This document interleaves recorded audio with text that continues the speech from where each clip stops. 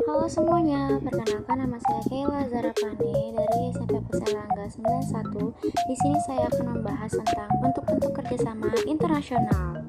Nah, sebelum kita membahasnya, apakah kalian tahu kerjasama internasional Indonesia memiliki berbagai macam bentuk seperti bilateral, multilateral, regional, dan lain-lain? Nah, pertama yang akan kita bahas yaitu ada bilateral. Kerjasama bilateral adalah bentuk kerjasama yang dilakukan oleh dua negara, misalnya kerjasama Indonesia dengan Malaysia. Kerjasama bilateral yang diputuskan secara sepihak, namun pemutusannya disebut unilateral. Dan yang pertama yaitu ada Indonesia dengan negara di Asia Tenggara. Berikut ini kita akan membahas berbagai macam kerjasama bilateral yang dilakukan Indonesia dengan negara Asia Tenggara lainnya. Yang pertama ada MOU, Memorandum of Understanding, atau kerjasama kesehatan antara Indonesia dan Vietnam mencakup berbagai aspek seperti pencegahan dan pengendalian penyakit. Ini bertujuan untuk memperkuat sektor kesehatan di dua negara, sekaligus meningkatkan kapasitas penanggulangan dan perawatan kesehatan. Yang kedua, kerjasama kesehatan Indonesia dengan Laos. Indonesia menjalin kerjasama kesehatan dengan Laos dalam bidang kesehatan masyarakat, pelayanan kesehatan, kefarmasian dan alat kesehatan, pencegahan dan pengendalian penyakit serta penelitian dan pengembangan kesehatan. Perjanjian ini membantu kedua negara untuk memperkuat infrastruktur kesehatan mereka loh. Yang ketiga, kerjasama Indonesia dan Vietnam tentang literasi dan pemanfaatan ruang digital. Indonesia dan Vietnam menyepakati pentingnya kerjasama dalam pengembangan ruang digital, termasuk di ASEAN, melalui MEO yang telah disepakati. Kedua negara tersebut ingin menciptakan kerangka awal kerjasama guna memajukan literasi dan pemanfaatan ruang digital. Yang keempat, kerjasama Indonesia dan Singapura dalam pembangunan sosial. Indonesia dan Singapura menjalin kerjasama bilateral terkait pemberdayaan perempuan, perlindungan anak, dan pembangunan keluarga. Yang kelima, kerjasama Indonesia dan Singapura di bidang ekonomi. Melalui pertemuan antara perwakilan Indonesia dan Chairman Economic Development Board atau EBD Singapura, kedua negara membahas berbagai aspek pemulihan ekonomi dan perkembangan pembangunan, terutama di kawasan Batam Hitam, Karimun, dan zona ekonomi khusus lainnya di Indonesia. Yang selanjutnya atau yang kedua, kita akan membahas Indonesia dengan negara di benua Asia lain. Yang pertama, Indonesia dengan Arab Saudi. Indonesia juga menjalin hubungan bilateral dengan Arab Saudi, dengan negara yang memiliki umat muslim yang cukup banyak. Jalinnya kerjasama karena adanya keperluan masyarakat melakukan ibadah haji atau umroh di Arab Saudi. Yang kedua, ada Indonesia dan Jepang. Hubungan ini sudah ada dari 1958. Sekarang lebih ke investasi buat UMKM kita dan banyak pelajar kita yang kesana loh. Yang selanjutnya atau yang ketiga, Indonesia dengan benua Eropa. Yang pertama, Indonesia dengan Inggris. Kita sering dialog soal keamanan siber atau cyber dialog buat urusan politik dan keamanan. Yang terakhir, ada kerjasama bilateral Indonesia dan Jerman, mitra ekonomi nomor 1 di Eropa. Banyak perusahaan gede seperti BMW, Adidas, Bayer, sampai Mercedes-Benz investasi di sini loh. Nah, selanjutnya kita akan membahas tentang regional. Kerjasama regional adalah bentuk kerjasama dari negara-negara kawasan atau daerah tertentu yang bertujuan menjamin kepentingan negara-negara satu kawasan. Yang pertama ada ARF. ARF adalah suatu forum yang dibentuk oleh ASEAN tahun 1994 sebagai wahana dialog dan konsultasi. Yang kedua ada SISA. SISA adalah forum antar pemerintah yang bertujuan meningkatkan kerjasama dalam mempromosikan perdamaian, keamanan, dan stabilitas di Asia dan seluruh dunia. Yang ketiga ada CTE-CFF atau Inisiatif Segitiga Terumbu Karang. Berawal dari inisiatif Indonesia sebagai tindak lanjut dari gagasan Presiden Susilo Bambang Yudhoyono. Yang keempat ada SWPD, adalah forum dialog bagi Australia, Filipina, Indonesia, Papua Nugini, Selandia Baru, dan Timor Leste. Yang kelima ada Brunei, Indonesia, Malaysia, Philippines, ASEAN Growth Area. Kerjasama ekonomi di daerah perbatasan antara Brunei, Indonesia, Malaysia, dan Filipina buat meningkatkan kesejahteraan. Yang keenam ada Indonesia, Malaysia, Thailand Triangle. Segitiga pertumbuhan antara Indonesia, Malaysia, dan Thailand buat memajuin ekonomi masyarakat di daerah perbatasan. Nah, sekarang kita lanjut ke multilateral. Kerjasama multilateral adalah bentuk kerjasama antara beberapa negara. Yang pertama ada G50. G50 adalah singkatan G7 Group of 50 yang mempunyai fungsi sebagai wadah kerjasama ekonomi serta pembangunan negara-negara berkembang. Yang kedua ada PBB atau United Nations. Persatuan Bangsa-Bangsa atau PBB merupakan organisasi internasional mulai berdiri pada tanggal 24 Oktober 1945 yang berkontribusi dalam perdamaian pasca Perang Dunia Kedua. Ketiga, ada WTO, yaitu organisasi internasional yang mempunyai tujuan memajukan serta mendukung perdagangan internasional. Yang keempat, ada FAO, merupakan organisasi yang bergerak pada bidang pangan dan berada dalam naungan PBB. Yang kelima, ada WHO, organisasi kesehatan tingkat dunia yang menjadi bagian dari PBB atau United Nations. Yang keenam, ada UNESCO. Pembentukan ini dilakukan pada 16 November 1945 dengan tujuan membangun perdamaian lewat kerjasama internasional di bidang pendidikan. Yang ketujuh, ada IMF. IMF merupakan organisasi internasional yang bergerak di bidang ekonomi, mengawasi sistem perekonomian pada masing-masing negara anggotanya. Nah, selanjutnya kita akan membahas tentang antarregional. Antarregional ini adalah bentuk kerjasama antarregional yang satu dengan region lainnya. Ini bertujuan menjamin kepentingan antara dua kawasan. Selanjutnya kita membahas tentang internasional. Bentuk kerjasama yang mencakup banyak negara dan bernaung di bawah satu bendera PBB. Tujuannya adalah untuk saling membantu meningkatkan kesejahteraan bersama. Nah teman-teman, sekarang kita akan langsung membahas profil beberapa lembaga kerjasama internasional. Berbagai macam bentuk kerjasama internasional diantaranya adalah kerjasama di bidang politik, sosial, pertahanan, dan keamanan, kebudayaan, serta ekonomi. Selanjutnya kita akan membahas tentang ASEAN. ASEAN adalah persatuan negara-negara Asia Tenggara dan kerjasama antar negara-negara untuk kestabilan politik. Ini didirikan di Asia Tenggara pada tanggal 8 Agustus 1967. Nah, yang pertama saya akan menyebutkan hasil kerjasama ASEAN yang berbentuk infrastruktur. Yang pertama yaitu ada pabrik pupuk ASEAN yang didirikan di Indonesia. Yang kedua, pabrik pupuk area amoniak yang berlokasi di Malaysia. Yang ketiga, pabrik tembaga ASEAN yang dibangun di Filipina. Yang keempat, pabrik abu soda yang berdiri di negara Thailand. Yang kelima, pabrik vaksin untuk penyakit hepatitis B di Singapura. Nah, hasil kerjasama ASEAN dengan negara maju luar ASEAN adalah menambah manfaat bagi negara-negara anggotanya, menjajaki kerjasama dengan negara lainnya. Jepang menjadi target kerjasama saat ini. Yang kedua adalah bentuk kerjasama ASEAN di bidang ekonomi. Yang pertama, sektor industri. Kerjasama ini melalui ASEAN Industrial Cooperation atau AICO untuk mewujudkannya dengan membangun sejumlah sentra industri di beberapa negara, yaitu berikut. Yang pertama, ASEAN Vaksin, memproduksi vaksin di Singapura.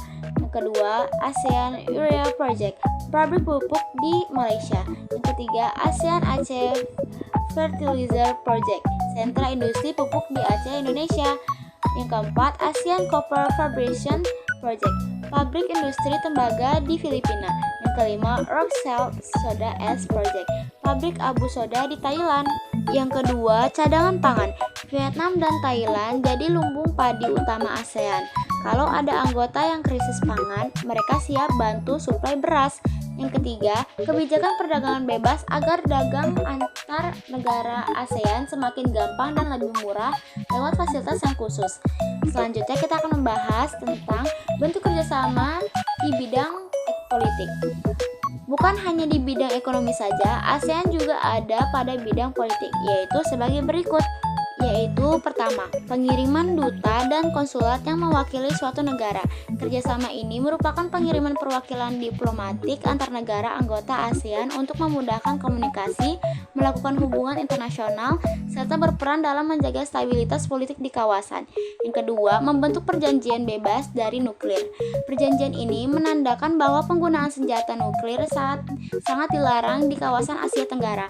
Anggota ASEAN juga dilarang membuat atau merancang senjata nuklir tersebut. Yang ketiga, adanya perjanjian perdamaian netral dan bebas. Setiap anggota ASEAN bersepakat untuk saling menjaga kawasan melalui prinsip perdamaian dan netralitas. Dalam hal ini, setiap negara tidak diperbolehkan melakukan intervensi terhadap urusan internal negara anggota ASEAN lainnya. Selanjutnya kita akan membahas tentang G20. Yang pertama itu ada sejarah. G20 dibentuk pada tahun 1999 sebagai upaya untuk mencari solusi atas kondisi ekonomi global yang dilanda krisis keuangan global tahun 1997 hingga dengan 1999 dan melibatkan negara berpenghasilan menengah yang memiliki pengaruh ekonomi termasuk Indonesia. Selanjutnya, tujuan G20. Yang pertama, penanganan krisis keuangan global.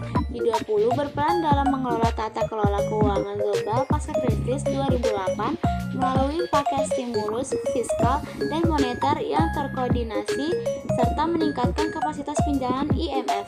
Yang kedua, kebijakan pajak mendorong transparansi informasi pajak antar negara melalui inisiatif Best Erosion and Profit Shifting atau BEPS untuk mengakhiri penghindaran pajak internasional.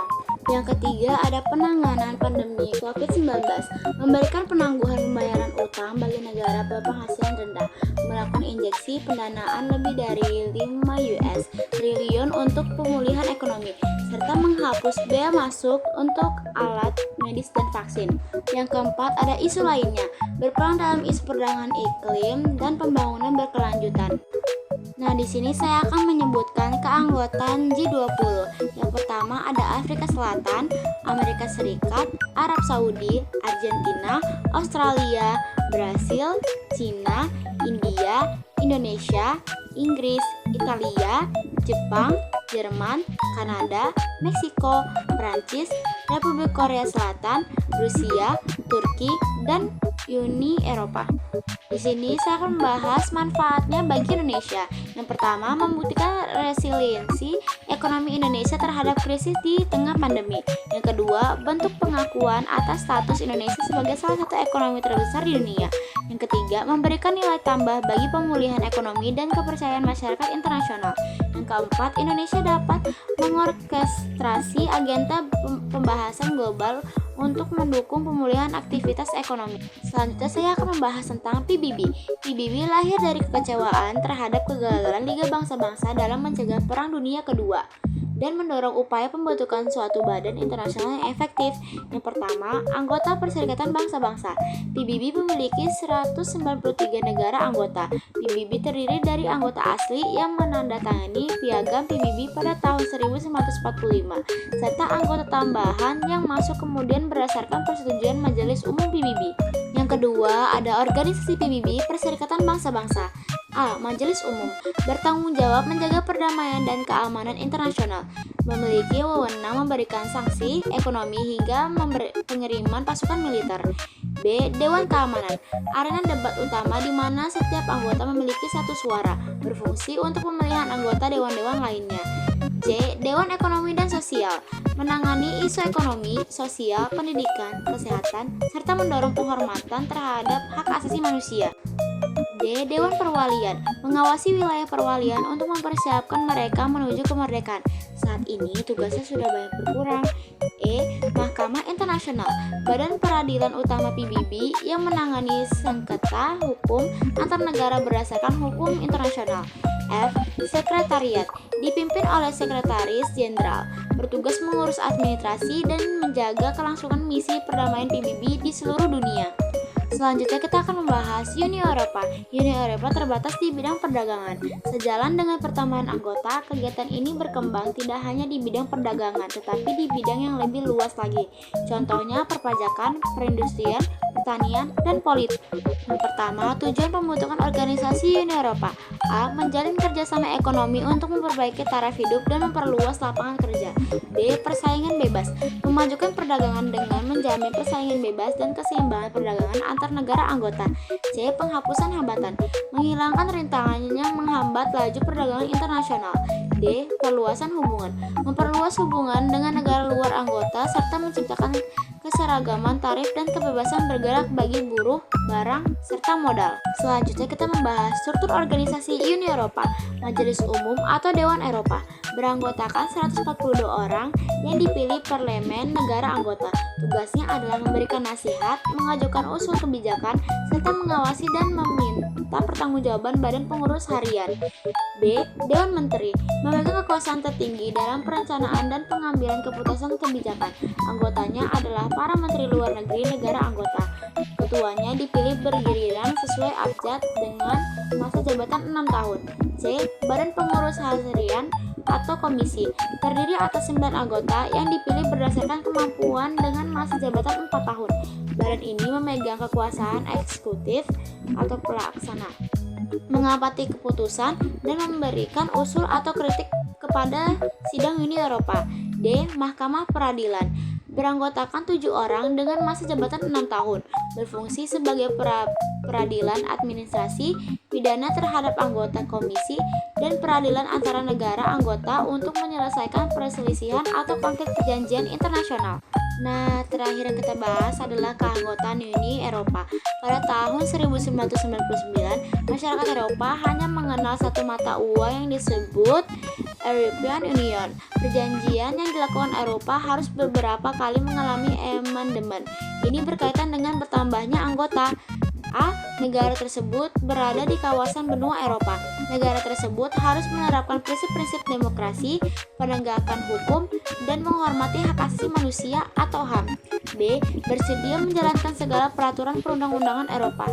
Negara anggotanya terdiri dari 27 negara. Yang pertama ada Austria, Belanda, Belgia, Bulgaria, Republik Ceko, Denmark, Estonia, Finlandia, Jerman, Prancis, Hongaria, Irlandia, Italia, Kroasia, Latvia, Lituania, Luxembourg, Malta, Polandia, Portugal, Romania, Siprus, Slovakia, Slovenia, Spanyol, Swedia, dan terakhir adalah Yunani.